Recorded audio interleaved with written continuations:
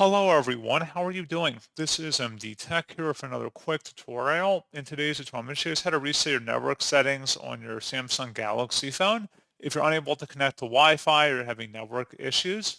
So once you're done resetting, you will need to enter your Wi-Fi credentials back into your phone. So just keep that in mind before you proceed. And with that said, we are ready to begin. And we're going to start by swiping up on our home screen and select the settings gear icon.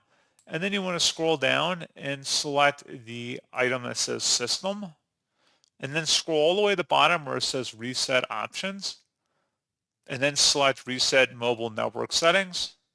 This will reset all mobile network settings. Select Reset Settings. You cannot undo this action. Select Reset Settings once more.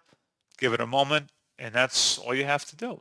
So pretty straightforward process, guys, and as always, thank you for watching. I do hope I was able to help you out, and I do look forward to catching you all in the next tutorial. Goodbye.